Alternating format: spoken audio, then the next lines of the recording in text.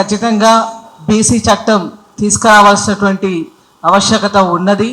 ఎందుకంటే స్వతంత్రం వచ్చి 75 ఏళ్ళు అయినా కూడా బీసీలు అంటే backbone of the country అంటారు, backbone of the state అంటారు. అంటే బీసీలు దేశంలోనే 60% కంటే ఎక్కువగా ఉన్నారు. అదేవిధంగా రాష్ట్రంలో కూడా అదే పద్ధతిలో 60% కంటే ఎక్కువ ఉన్నా కూడా మరి బ్యాక్ బోన్ ఆఫ్ బీసీ కమ్యూనిటీస్ని ఈరోజు మాకు చట్టం కావాలి అని తీసుకొచ్చే అటువంటి పరిస్థితికి మరి ఏవైతే ఇవి అగ్రవర్ణాల కులాలు ఉన్నాయో కాబట్టి ఖచ్చితంగా ఇప్పుడు ఈ 60% ఉన్న ప్రజలందరూ కూడా రకరకాల కులాల్లో ఉన్న వీళ్ళందరూ కూడా ఒక వేదిక మీదకి వస్తే తప్పకుండా రాజ్యాధికారం సాధ్యమవుతుంది. అదేవిధంగా మరి దేశానికి ప్రధానమంత్రి అయినటువంటి మోడీ గారు బీసీగా ఉన్నారు, కానీ మరి బీసీలు అది ఎక్కడ వేసిన గొంగలు అక్కడే ఈ దేశంలో ఉన్నటువంటి పరిస్థితిని చూసినాం. కాబట్టి మొన్న తీన్మార్ మల్లన్న ఆఫీస్ మీద జరిగినటువంటి దాడిని మొన్న సూర్యరావన్న బీసీ సమాజ్ తరపున ఆధ్వర్యంలో పెట్టినటువంటి సమావేశంలో ఖండించినాం, ఇప్పుడు కూడా ఖండిస్తూ ఉన్నాం. అదేవిధంగా ఇందాక సోదరుడు కాళోజీ శ్రీనివాస్ చెప్పినట్టుగా మరి మహా న్యూస్ ఛానల్ మీద ఎవరికి ఏం గాయాలు జరగలేదు, ఒక రక్తపోటు రాలేదు, కానీ హుటాహుటిన అక్కడికి అన్ని రాజకీయ పార్టీల నాయకులు వెళ్ళి పరామర్శ చేసిండ్రు. అంటే మహా న్యూస్ అనేది ఒక బలమైన సామాజిక వర్గానికి సంబంధించినటువంటి అదేవిధంగా ఒక రాజకీయంగా ఎదిగినటువంటి సామాజిక వర్గానికి సంబంధించినటువంటి కమ్యూనిటీ కాబట్టి అన్ని రాజకీయ పార్టీలు పరుగులు తీసుకుంటూ పోయిండ్రు. వాళ్ళ శాతం ఎంత తెలంగాణలో అని చెప్పి కూడా వాళ్ళు అడుగుతా ఉన్నా. మరి బీసీల కోసం నిజంగా చెప్పాలంటే రాష్ట్రంలో ఎవరైనా ఉన్నారా అంటే ఖచ్చితంగా తీన్మార్ మల్లన్న ఒక దమ్మున్నోడని చెప్పి మనం అందరం కూడా ఇవాళ మనం తెలుసుకోవాల్సినటువంటి అవసరం ఉంది. ఏమైనా ఉంటే ఉండొచ్చు కాక, గట్టిగా మాట్లాడితే మాట్లాడుతుండొచ్చు కాక, తిడుతున్నాడు అంటే ఎవరు తిట్టట్లేదని చెప్పి అడుగుతా ఉన్నా. ఈ రాష్ట్ర ముఖ్యమంత్రి ఒకప్పుడు తిట్టలేదా? ఇప్పుడు కూడా తిట్టట్లేదా? మరి ఒకప్పుడు ఉన్నటువంటి కేసీఆర్ గారు తిట్టలేదా? ఆ భాష నేర్పించింది ఎవరని చెప్పి అడుగుతా ఉన్నా. కానీ ఒక విషయాన్ని నేను చెప్పదలుచుకున్నా. యాక్చువల్గా మరి తీన్మార్ మల్లన్న పేరు వచ్చిందే తెలంగాణ భాష యాస మాట్లాడడం వల్ల అని చెప్పి నేను ప్రజలందరికీ కూడా గుర్తు చేయదలుచుకున్నా.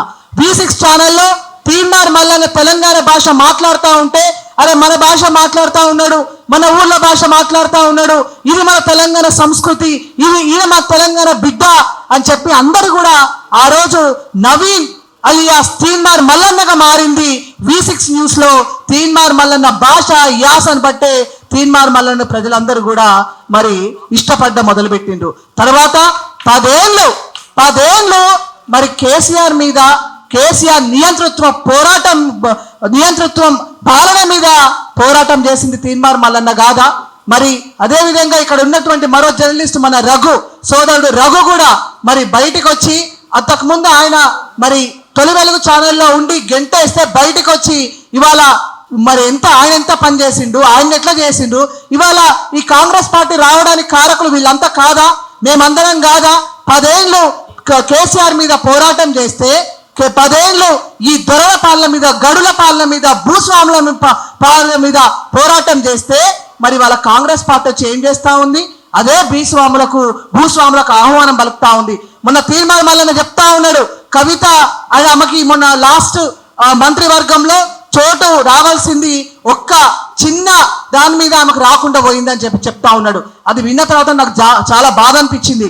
నేను అది చెప్తా ఉన్నాను, కాంగ్రెస్ పార్టీ వాళ్ళు కనుక కవితని కాంగ్రెస్ పార్టీలోకి తీసుకొని ఆమె కండువ కప్పి ఆమెకు మంత్రి పదవో ఇంకేదైనా ఇస్తే ఖచ్చితంగా కాంగ్రెస్ పార్టీని కూడా భూస్థాపనం చేస్తామని చెప్పి కూడా చెప్తా ఉన్నాం. ఎందుకంటే ఇవాళ మేము పోరాటం 10 ఏళ్ళు చేసింది వాళ్ళ మీద, మీరు అధికారంలోకి వచ్చి మళ్ళా భూస్వాములను మీరు తీసుకొచ్చుకొని మళ్ళా మీరు మంత్రి పదవులు ఇస్తా ఉంటే తెలంగాణ సమాజం, తెలంగాణ బీసీలు, ఎస్సీలు, ఎస్టీలు, మైనార్టీలు, ఆడబిడ్డలు మీ కళ్ళకు పిచ్చోల్లా కనబడతా ఉన్నారు అని చెప్పి ప్రభుత్వాన్ని అడగదలుచుకున్నా. మరి తీన్మార్ మల్లన్న మాటలను ఖండించినటువంటి కాంగ్రెస్ నాయకులు మరి ఖచ్చితంగా కవిత చేసినటువంటి దాడిని మీరు ఇంకా ఏ రకంగా ఖండించాలని చెప్పి అడుగుతా ఉన్నా. మరి వాళ్ళ అధికారంలో ఉన్నప్పుడు మీ కాంగ్రెస్ వాళ్ళ మీద చేసే దాడిని తీన్మార్ మల్లన్న కదా మాట్లాడింది, అప్పుడు మీరు ఎక్కడ ఉన్నారని చెప్పి నేను అడుగుతా ఉన్నా. ఇవాళ కాంగ్రెస్ పార్టీ అధికారంలోకి వచ్చిందంటే ఖచ్చితంగా తీన్మార్ మల్లన్నది ఒక 50% కంట్రిబ్యూషన్ ఉందని చెప్పి కూడా నేను ఇవాళ చెప్పదలుచుకున్నా. కాబట్టి ఖచ్చితంగా సూర్యరావన్న ఇవాళ ఏ పార్టీ అయినా కావచ్చు, ఇవాళ అన్ని పార్టీలు కూడా ఇవాళ బీసీలు అంటే చాలా చిన్న చూపు ఉంది. బీసీలు అంటే వాళ్ళు రాజకీయ పదవులకే అర్హులు కాదనే పద్ధతిలో చూస్తా ఉన్నారు. కాబట్టి బీసీ కులాలన్నీ కూడా ఐక్యం చేయాల్సినటువంటి బాధ్యత పెద్దలు మరి ఇక్కడ మా నారాయణ అన్న ఉన్నారు, అదేవిధంగా మా సత్తార్ సాబ్ ఉన్నారు, సూర్యరావు అన్న తమ్ముడు మరి సాంబశివ గౌడు, మా నరేందర్ అన్న, మరి సార్ పెద్దలు వీళ్ళందరూ కూడా ఖచ్చితంగా బీసీ అన్ని కులాలను ఐక్యం చేసి 2028కి బీసీ ముఖ్యమంత్రిని చేసుకోవాల్సినటువంటి బాధ్యత మన మీద ఉంటది. మరి అదే విధంగా ఈ బీసీలు కొంతమంది ఎవరు డబ్బులు ఇస్తే వాళ్ళ దుకాణానికి పోయి బదిలీ చేసే దుకాణాలను గుర్తించి వాటిని దూరం కూడా పెట్టాల్సినటువంటి అవసరం కూడా ఉంటుందని చెప్పి తెలియజేసుకుంటూ ఈ అవకాశం ఇచ్చిన మా సూర్యరావన్నకు ఉద్యమ అభివందనాలు తెలుపుతూ బీసీలకు రాజ్యాధికారం వస్తే మా సూర్యరావన్న అప్పుడు నల్ల షర్టు తీసేసి మామూలుగా రంగుల బట్టలు వేసుకుంటాడని చెప్పి కూడా తెలియజేసుకుంటూ మరి మీకు అందరికి కూడా తెలంగాణ ఉద్యమ అభివందనాలు తెలుపుతున్నా. జై తెలంగాణ, జై సామాజిక తెలంగాణ, జై బీసీ.